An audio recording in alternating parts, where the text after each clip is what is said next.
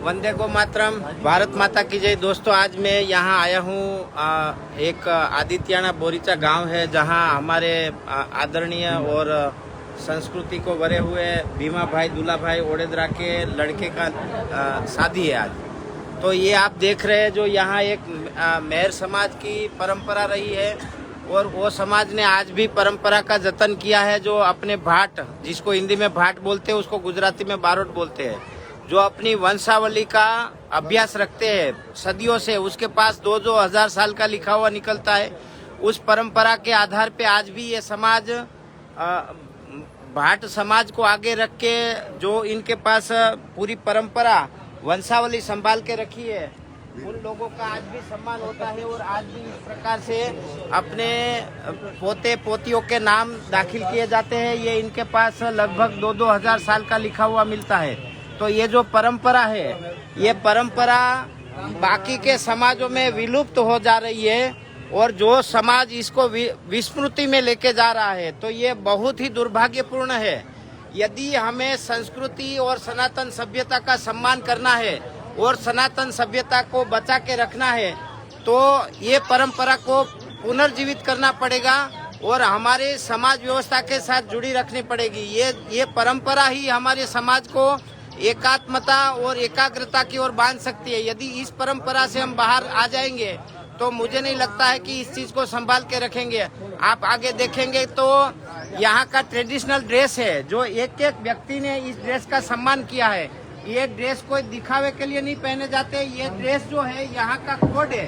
ये ड्रेस जो है इनकी परंपरा रही है। ये सदियों से परंपरा के साथ इस प्रकार से शादी ब्याह में आप माताओं को भी देखेंगे तो इस प्रकार से गहने और ये देसी परंपरा में ही रहेंगे। कितने भी हाईफाई हो जाए, ये यहाँ के एमएलए साहब है, पूर्व एमएलए साहब करसन भाई ओडेदरा, आप उसका पहनावा देखते हैं तो पूरा आपको समझ में आएगा। ये सिर्फ शादी ब्याह में पहनते ऐसे नहीं है, ये इनकी परंपरा है और ये समाज ने, पूरे मेहर समाज ने परंपरा को बचा के रखा है। यदि इस प्रकार से हम हमारी सनातन संस्कृति और परंपरा को बचा के नहीं रखेंगे तो ये अपनी परंपरा लुप्त हो जाएगी। यदि परंपरा को बचाना है तो अपने जीवन व्यवस्था के अंदर लाना पड़ेगा। वो आप देख रहे हैं यहाँ एक से एक बढ़कर ये सब जीन्स के पैंट पहन सकते हैं। ऐसा नहीं है कि इन्होंने जीन्स नहीं देखी है, जीन्स को जानते नहीं है। ये बच्चे की क्या उम्र है आपकी? ये 15 साल का लड़का है। क्या नाम है आपका? समीर। आप देख सकते हैं इनके पहनावे में, ये पूरा ट्रेडिशनल अपनी परंपरा का पहनावा है। परंपरा सिर्फ कहने में और बोलने में अलग है, ये परंपरा निभाना भी पड़ेगा। यदि हम नहीं निभाएंगे तो ये परंपरा चली जाएगी। ये आप देख रहे हैं ये दूल्हा बना है। हाँ, ये भी आप देख रहे हैं ये पूरे जवान लोग हैं। यदि ये चाहते हैं तो 10,000 की जीन्स पहन सकते हैं। ये दूल्हा बना है। आपको लगता है ये दूल्हा? ये भारत देश के अंदर एक ही समाज ऐसा है जो मेहर समाज, जिन्होंने ये परंपरा बचा के रखी है।